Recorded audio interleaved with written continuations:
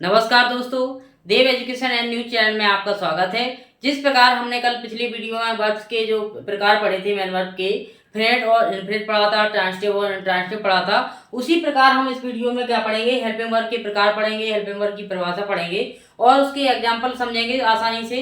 क्योंकि क्या होता है, हम बेसिक क्लियर नहीं होता है तो आगे आने वाले टॉपिक में हमें काफी समस्या होती है। हमें ये पता होना चाहिए कि सबसे पहले इसमें हेल्पिंग वर्ब होती कौन कौन सी है, इसका काम क्या है, हेल्पिंग वर्ब के प्रकार कौन कौन से हैं, तो ये सब जानेंगे इस वीडियो में। आइए वीडियो को शुरू करते हैं। इसमें दिया है हेल्पिंग वर्ब। हेल्पिंग वर्ब का मतलब क्या होता है, सहायक क्रिया। सहायक क्रिया का मतलब जो हमारी मदद करती है, लेकिन यहाँ पर सहायक क्रिया है तो ये टेंस में मदद करेगी। वे क्रियाएं जो मुख्य क्रिया की मदद करती हैं, मतलब जो मेन वर्ब की हेल्प करती हैं। किसकी हेल्प करती हैं? मेन वर्ब की जो हेल्प करती है उसे हम क्या कहते हैं, हेल्पिंग वर्ब बोलते हैं। यानी हेल्पिंग वर्ब की हिंदी होती है अपनी क्या, सहायक क्रिया। सहायक क्रिया, सहायक क्रिया यानी कि मदद, यानी कि वे क्रियाएं जो मुख्य क्रिया की मदद करती हैं उन्हें हम सहायक क्रियाएं कहते हैं, या फिर सहायक क्रियाएं कहलाती हैं, या हेल्पिंग वर्ब कहलाती हैं। अब इसमें बात करें कि इंग्लिश में इसकी डेफिनेशन दी है, ए helping verb help the main verb in a sentence. मतलब किसी वाक्य में जो मेन वर्ब की मदद करें उन्हें हम क्या कहते हैं, हेल्पिंग वर्ब कहेंगे। एग्जाम्पल में देखेंगे, राम इज रीडिंग बुक। तो इसमें हमें याद रखना है कि इसमें जो हेल्पिंग वर्ब कौन कौन सी है। तो जैसे राम है, राम क्या है, सब्जेक्ट है, और बुक क्या है, ऑब्जेक्ट है। रीडिंग क्या है, मेन वर्ब है। तो इज क्या है यहाँ पर, ये हेल्पिंग वर्ब है, मतलब एक इसकी मदद कर रही है, ये मेन वर्ब की मदद कर रही है। जैसे कि Ram is reading book, Ram किताब पढ़ रहा है।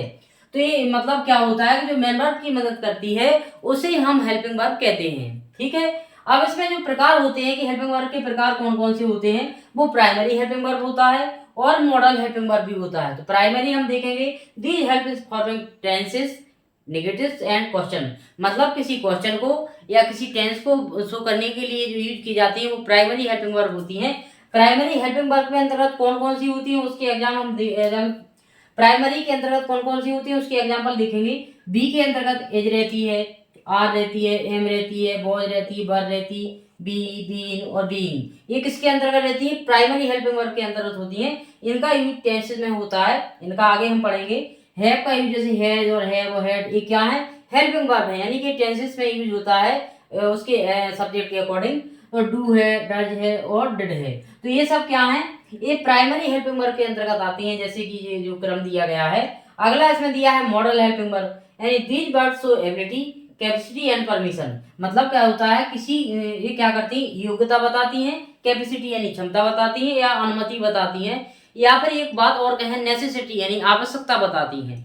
यानी कि वे क्रियाएं जो किसी योग्यता, क्षमता, परमिशन और किसी सलाह को बताती हैं वो मॉडल के अंतर्गत आती हैं। जैसे कि हम पढ़ें, कैन, कैन का यूज एबिलिटी बताने के लिए करते हैं प्रेजेंट टेंस में, कुड का भी करते हैं लेकिन इनका पास्ट में करते हैं, मे का परमिशन के लिए करते हैं, माइट का भी ऐसे पास्ट टेंस में करते हैं, शुड का एडवाइस देने के लिए। तो ऐसे वाले जो ये क्या है, अपनी मॉडल वर्ब है, मॉडल वर्ब है। इनका यूज हम डिटेल से पढ़ते हैं। इनका यूज टेंसेस में होता है, टेंसेस का तो इनमें भी होता है, लेकिन मेन इसमें ये होता है एबिलिटी, कैपेसिटी और परमिशन शो करने के लिए हम मॉडल वर्ब का यूज करते हैं। ऐसा नहीं है इसमें कि इन हेल्पिंग वर्ब्स का यूज हम किसके लिए करें, एबिलिटी के लिए, कैपेसिटी और परमिशन के लिए इनका यूज नहीं करते हैं।